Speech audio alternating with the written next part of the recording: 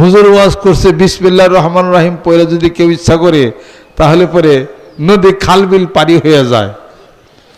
ওয়াজের শেষে এক শ্রোতা উনিও নদীর ঘাটে গেছে, হুজুরও নদীর ঘাটে গেছে, দেখা যায় আসলে নৌকা নাই,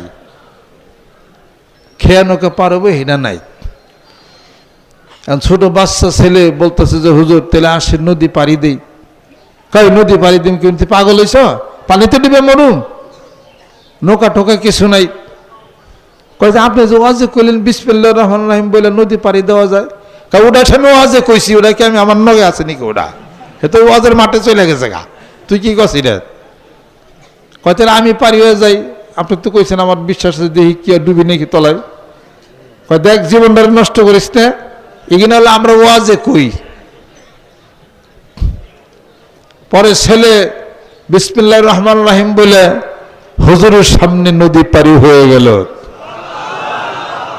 আর হুজুর বললেন হায় রে, এত বছর ওয়াজ করলাম, এত বিসমিল্লাহর আমলের কথা বললাম, নিজের আমল নাই, আমি তো নদীতে তলায় মরবো, আর আমার কথা আমল করে বাচ্চা ছেলে নদী পার হয়ে গেল। জোরে কোন সুবহান। চোখের পানিতে বুক ভিজে লিমা তাকুলুনা মা লা তাফআলুন। আমাদের ওয়াজ এত মানুষের ধরে না কে? ওয়াজ তো নিজের মধ্যে নাই, এই জন্য এই ওয়াজে মানুষের ধরে না। নিজে তাকওয়া পরহেজগার হও, তোমার কথায় মানুষ তাকওয়া পরহেজগার হবে। তুমি রসুলের আশেক পাগল হও, তোমার কথায় মানুষ রসুলের আশেক পাগল হবে। তুমি পীর ভদ্র সভ্য হও, তোমার কথায় তোমার মুরিদ ভদ্র সভ্য হবে। ইসহাক রহমতুল্লাহ আলাইহি আল্লাহর কুতুব সরমনার জমিনে ঘুমাইশা আছেন, একটা সার্টিফিকেট দিয়ে গেছেন ব্যারিস্টার সাহেবরে, একটা সার্টিফিকেট দিছেন। এই সার্টিফিকেট হলো আদবের সার্টিফিকেট। কোন পীর যদি তার মুরিদকে যদি বলে ভদ্র আদবের সার্টিফিকেট, তাহলে ওই মুরিদের জন্য কাম হইছে। দাদা হুজুর করে বলছেন যে ব্যারিস্টার সাহেবের মতো একটা আদবওয়ালা মানুষ মোর চোখের নজরে কমই পড়ছে। ব্যারিস্টার সাহেব সায়েন্স বিজ্ঞান দিয়া এমন একটা কথা কয় যে মাথায় এক কালে ঘুরাইয়া দেয়। জায়গায় জায়গায় ওয়াজ মাহফিলে গেছেন, কয় ব্যারিস্টার সাহেব কি আইছে? কয় জি হুজুর আসছে। কয় ব্যারিস্টার সাহেব, আঙ্গুল দেখাইছে, মুখে বলা লাগে নাই, 1 ঘন্টা কবাত। আব্বা ঘড়ি ধরে 1 ঘন্টা। মুখ তো তখন চলছে, পাশ করা মুখ, ইউনিভার্সিটি থেকে ইংলিশে ইকোনমিক্স অনার্স, ঢাকা বিশ্ববিদ্যালয় থেকে ইংলিশ মিডিয়ামের ছাত্র। আব্বা বলতেন কি কয় বাংলা বাংলা আরবি সমস্যার পারে রে, ইংরেজিতে তো সমস্যা নাই, কইয়া ভূত বাড়ি আলাবো। কত কত মানুষ তো ইংরেজি বলে কথার মতো, আব্বা কথার মতো বলতেন, একটা ওজন ছিল ইংলিশ বলার, দেখছি আমি, কথা টোনই ছিল আলাদা। তারপরে আধা ঘন্টা তো খালি ইংরেজি কইতাম, খালি শিক্ষিত মানুষরা দেখা যায় যেরকম চোটপাট দেখা যায়, ওনারে যেরকম চোটপাট দেখা যায়, পীর না জানি কি। দাদা হুজুর তো ইংরেজি কই পারতেন না। এই তো এই ব্যারিস্টার সাহেব, আপনার সায়েন্স বিজ্ঞান খাটে কি কবে নে কোন দিন? এই সায়েন্স বিজ্ঞান খাটে কি কইব কইবার কইতেছে দাদা হুজুর কবলা, ওই সায়েন্স অ্যাটম ট্যাটম দিয়ে। আব্বা তো ইকোনমিক্সের ছাত্র ছিলেন, কিন্তু ডাক্তারি শাস্ত্রের অনেক বই পড়াশোনা করছেন। ডগলাস লাটন, স্যার উইলিয়াম গ্লেমজার, আমি তখন ছোট ছিলাম, আব্বার নাম কইতেন, মনে রাখতাম। ডগলাস লাটনের কথা বলছেন, স্যার উইলিয়াম গ্লেমজারের কথা বলছেন, এগুলো বলছেন, এগুলো শুনছি।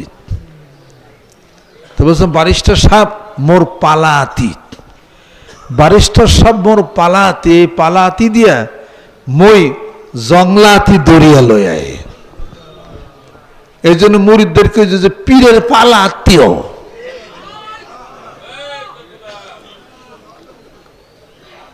যেখানে যাইতেন কয় ব্যারিস্টার সাহেব আইছে, সব জানালো শিক্ষিতের মধ্যে কথা আব্বা বলছেন 1 ঘন্টা কবা, আব্বা 1 ঘন্টা কইছে ঘড়ি ধরে, ঠিক কথার এমন একটা পর্যায়ে আসছে, হাতের থেকে মাইক টেনছে, খাবে মাইক দাও, মাইক নিয়ে কথা বলছেন, বইলা খালি মুরিদ করছেন।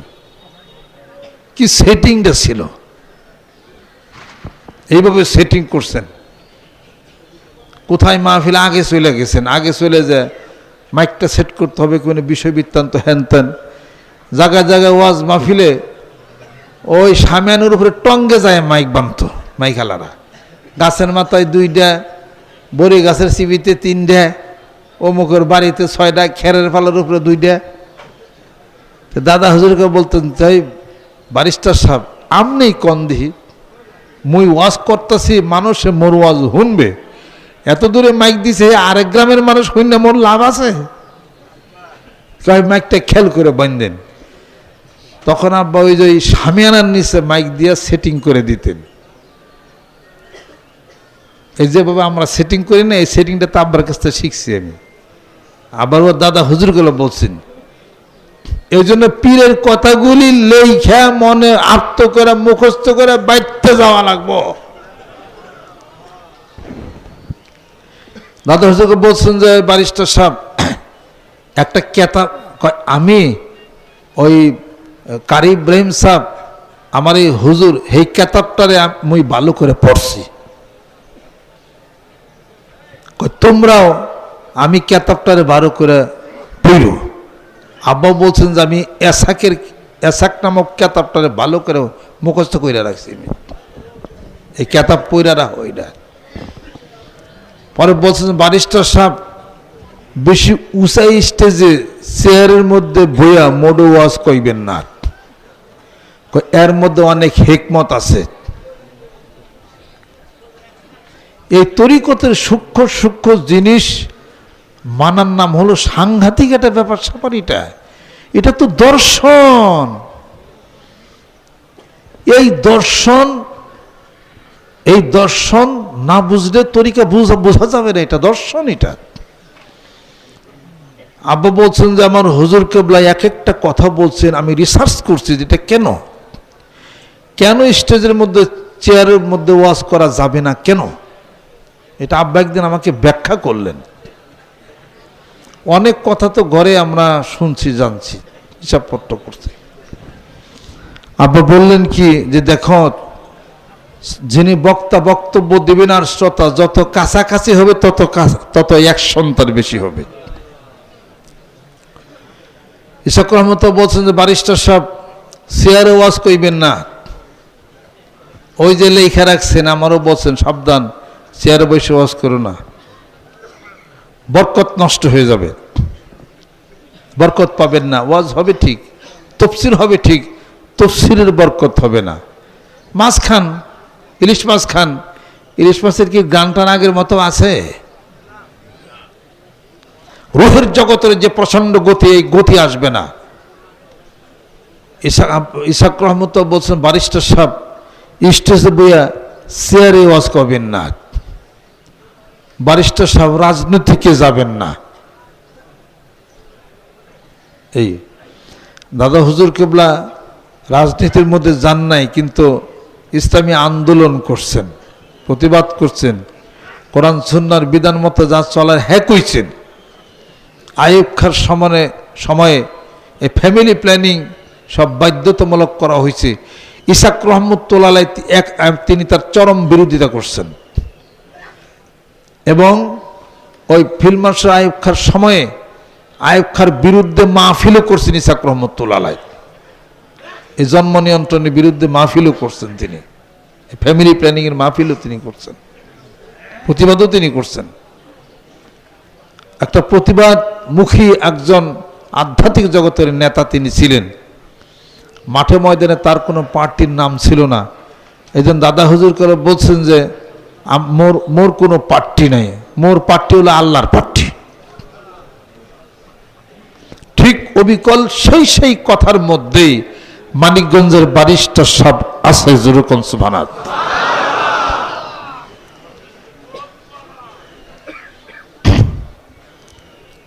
পর দাদা হুজুরকে বলছেন ব্যারিস্টার সাহেব যত কথাই কন, মানুষের দেহের মধ্যে যে কলব আছে, এই কলব যে পর্যন্ত জাগ্রত না হইবে, এই সমাজ জাগ্রত হইবে না। আর মানুষ মুরিদ না হইলে, হ্যাঁ মানুষ হয় না, মোড়ো মানুষকে ফলো করে মানুষ হবে। এই জন্য এই মানুষ মহানবী সাল্লাল্লাহু আলাইহি সাল্লামকে অনুসরণ করবে। হ্যাঁ কি দেখা যায়? কয় না। কথা কি শোনেন না? তার মতো কইরা যারা জীবন চালাবে, হ্যাগো দেখে দেখে আপনার জীবনটাকে গইরা নেন। কি কথা!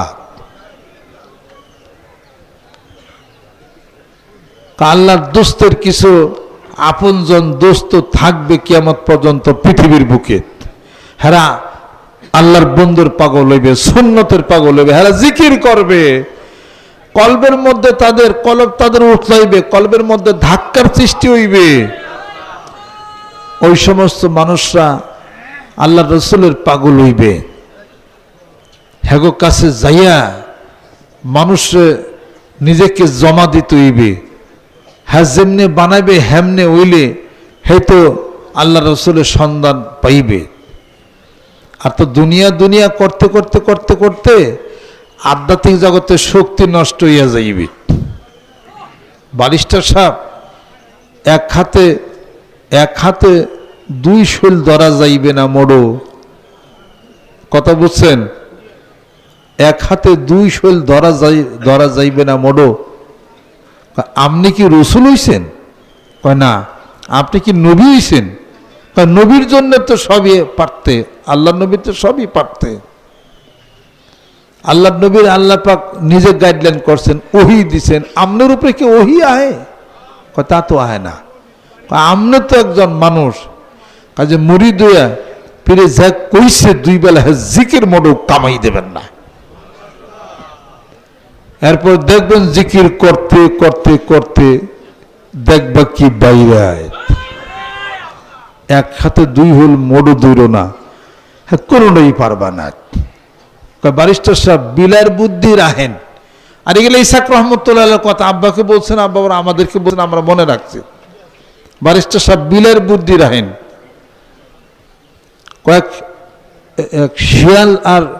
এক হিয়াল আর বিলাইতে দুস্তিয়ে পড়লে, তো হিয়ালে জিজ্ঞাসা করতেছে যে বন্ধু, আমার তো অনেক বুদ্ধি আছে, মুই তো হিয়াল পণ্ডিত। বিড়ালে কোথায় কয় দোস্ত আমনের কি কি বুদ্ধি আছে? কয় মোর 101টা বুদ্ধি আছে। কয় এই জন্য তো আমি হিয়াল পণ্ডিত। কয় দোস্ত তুমি? কয় দোস্ত আমার কোনো বুদ্ধি নাই, আমি তো বিলাই পণ্ডিত না। কয় তোমার কি আছে? কয় আমার মোড়ও একটা বুদ্ধি আছে। কয় কি বুদ্ধি? কয় আমি গাছে উঠতারি। হিয়ালে কয় দোস্ত এক বুদ্ধি না থাকলে চলবে, মেলা বুদ্ধির দরকার। কয় দোস্ত তোমার কত বুদ্ধি? কয় মোর 101টা বুদ্ধি। কয় কি কি বুদ্ধি? কয় মুইজন ওই মুরগি চুরি করতে যাই, ওই গেরস্তের কুত্তা আছে না, হে কুত্তা মোর দাবার দেয়। দাবার দিলে মই ডাইনে যাই, মই বামে যাই, মই ঝুরের মধ্যে যাই, এরপর মই বাই সারি, এই অনেক কিছু করে। এরকম 101টা বুদ্ধি মোর মাথায় আছে। তোমার তো মোড়ো এক বুদ্ধি। কয় দোস্ত মোর এক বুদ্ধি, যদি পারো দোস্তি করো, নাহলে দোস্তি করিও না। কয় যাও, হ্যাঁ দোস্তি করি। তো এক বুদ্ধি এলা বিলাই তো তুমি, তোমার লোক একটু দোস্তি করি। কয় দোস্তি কর। এই কথা কইতে কইতে কইতে কইতে গেরস্ত বাড়ির কুত্তা জানি কেমনি দেখছে যে হিয়াল তো একটা সামনে দেখা যায়, তো শিয়ালের সাথে তো কুকুরের সাথে অনেক বন্ধুত্ব, নাকি কন? জোরে কন। কুত্তা যদি শিয়ালে দেখে খাওয়া থুয়া যায় নোড়ায়, কই শালার পোশালা, গত বছর আমার চাও খাইছিলি, তার প্রতিশোধ নিব তরে। এরকম কইতে কইতে গৃহস্থের কুত্তা দিছে হিয়ালে দাবার দিয়া এমন দাবার দিছে, কুকুরে 101টা বুদ্ধি খাটাইতে খাটাইতে এই কুকুর যায় ওরা দৌড়ে বইছে। দুই কুকুরে যায় দৌড়ে বইছে, ধরে যায় গলার মধ্যে টিভি কামড় টামড় দিয়ে ওটারে মানে দফা সারছে আর কি, আদামারা বানাইছে। বিড়াল নিয়ে এই অবস্থা দেখে আমার তো 100টা বুদ্ধি না, আমি এখন করি কি, এই কুত্তায় আমার যদি ধরে ফট করে এক লাফ দেয় গাছের মাথায় উঠে চুপ করে দেয় বইটা রয়েছে। আর বিড়াল কয় দোস্ত 101টা বুদ্ধি নিয়ে গেরেস্তের কুত্তার কামড় খেয়ে আদা মরা হইলে, আর আমি দেখো গাছের উপরে এক বুদ্ধি আসলে গাছের উপরে যা বইয়া রয়েছে, আমি গাছের উপরে যা বই রয়েছে। আমি গেরস্তের কুকুরের কামড়ে শিয়ালের জীবন চলে গেল, বিড়াল এক বুদ্ধিতে পারি হয়ে গেল। বেশি বুদ্ধি করতে করতে করতে করতে দলাদলি করতে করতে ইডা ওটা হ্যান ত্যান কাফের হয়ে গেছে, ফাঁসি কোমকটা তমকটা করতে করতে ইসলাম থেকে বহু দূরে আমরা চলে গেছি। কিছু কর না,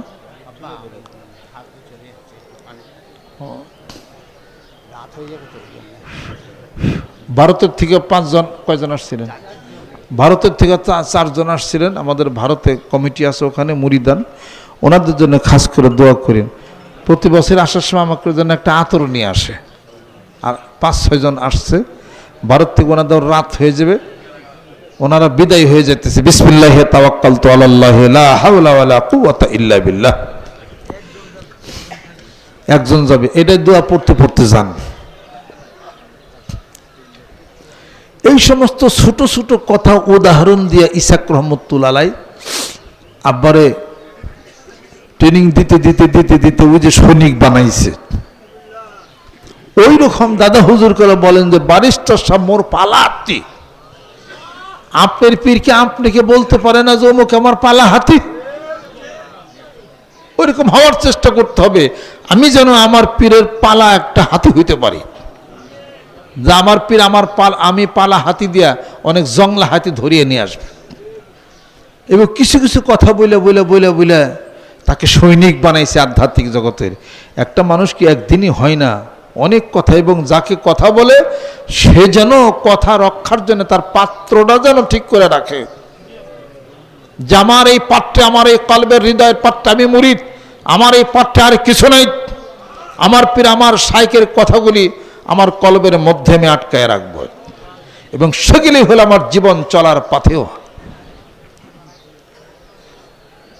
হাঁপার ব্যাঙে দুস্তিয়ে পড়লে, দাদা হুজুরকে বলছেন, আব্বার বলছে হাঁপার ব্যাঙ দুস্তিয়ে পড়লে, তো ব্যাঙ বলতেছে দুস্ত হারা জীবন খালি খালি বেহেতেরা হয়ে চললা, তো হুজা হয়ে চলতো আল্লাহ না। হাঁপ কয় দুস্ত আমি চলি বেহেতেরা হইয়া।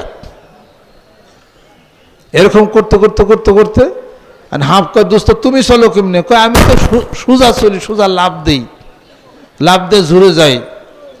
কয় তুমি তো আমার দোস্ত, তোমার দেহে কেউ ডরাই না মরো, আর আমি হাঁপ, আমার দেখে কত মানুষ ভয় পায়। মুই বেহাতেরা চলি, মুই মাথা উড়াই, মুই কামড় দেই, সবল দেই, তুমি তো মরো কিছুই করো না। কয় দোস্ত মুই কিছু করতে পারি না, মুই সুযোগ বুঝাও হুজা একটা লাভ দেই, লাভ দিয়ে ঝুরের মধ্যে যা পলাই। আর সাপ একটু হাসলো, কয় এমন দুস্থ পাতলাম, হে দুস্থ দেহ মানুষ ডরায় না, আর আমি হাঁপ, আমার দেহ কত মানুষ ডরায়। এই কথা বলতে বলতে বলতে বলতে গ্রামের একদল পোলাপান অন্ধে যাইতেছে। কয় সাপ তো দেখা যায় রে, এ কথা কয়া জিকা গাছ চিনে না, জিকা গাছের থেকে 2-3 গাছ ডাইল ভাঙছে, ভাঙ্গায় 3-4 পোলাপানে, গ্রামের পোলাপান সাপের বাইরে একবারে বাইরে পিটিয়া মাইরে লম্বা করে শোয়াই থুইছে। যেই দেখে সেই এর ওই সাপ সাপিরে কয় সাপ হলে তো বেহা কোয়া থাকতো রে, হুজাকে অন্ধে যে সাপ সোজায় মরে রয়েছে। কিছুক্ষণ পরে পোলাপান্না যখন চলে গেছে, ঝুড়ির থেকে ব্যাঙ তখন লাভ দিয়ে বাইরেছে। বাইরে ব্যাঙ তখন সাপের মাথার মধ্যে যাই করতেছে, ও দোস্ত তুমি কি মরছো না বাসা আছো? দোস্ত মোটু কথাই কয় না, কয় দোস্ত কথা কও না কা, এখন দেখা যায় দোস্ত মরে গেছে। তখন ব্যাঙে কয় দোস্ত আগেই কইছি একটু বেহেতেরা চইল না, একটু হুজা হয়ে চল, হুজা হইলে তো মরিয়া হুজা হইলে আর কি। আব্বা বলছে বারিশটা সাপ, এই জীবনে বেহেতেরা চলা যাইবে না, আগে থাকতেই হুজা হইয়া চলতে হইবি। নাহলে পরে সমস্যা আছে। এই জন্য কবি বলেন, নিকাশের দায় করে খাড়া মারবি রিয়া তোষের কোরা, সোজা করবে বেকা তারা সোজা করবে, বেকা তারা সোজা করবে, বেকা তারা নিকাশের দায় করে খাড়া সোজা করবে মারবে রে আতসের কোরা। নিকাশের দায় করে খারাপ মারবে রে আতসের কোরা, সোজা করবে বেকা তারা। হিংসা, অহংকার, বিদ্বেষ, পরশ্রী, কাতরতা, মারামারি, খুনাখুনির খারাপ গুণগুলি যা আছে এগুলো হলো মনুষ্য জীবনের বেকা তারা। আল্লাহ পাক বলবেন দাঁড়াও, আর আগুনের চাবুক মাইরা এই বেকা তারা জীবনটাকে সোজা করা হবে। ওই সোজা করার আগে নিজে সোজা হইয়া যাও। মতো কাবলা আন্ত মতো হাসিব কাবলা আন্ত হাসাব। মরার আগে মরো, হিসাব নেওয়ার আগে হিসাব করে যাও। স্মরণে হইলে মরণ, তার মরণে রয় না ব্যথা, কও না কথা। আমার দরিদ্র বন্ধু তারা নাই জান্নাতের মধ্যে লিখছেন, স্মরণে হইলে মরণ, তার মরণে রয় না ব্যথা। মরার আগে মরণ, মরণে ব্যথা থাকবে না। হিসাব নেওয়ার আগে জীবনের হিসাবটা টেনে যাও, তাহলে কবরে যায়া কোনো হিসাব করা লাগবে না। বেকাতারা জীবন যাদের সোজা হইয়া যায়, ও আল্লাহর আশিকেরা, আল্লাহর পাগলেরা, জীবনের যা কিছু বেকা ছিল তারা ছিল, এই দরবার থেকে সোজা হইয়া বাড়িতে যাইতে হবে। আল্লাহ কবুল করে না। হাত নামান, ওয়াজ বাড়িতে নিতে হবে। রাজি আছি?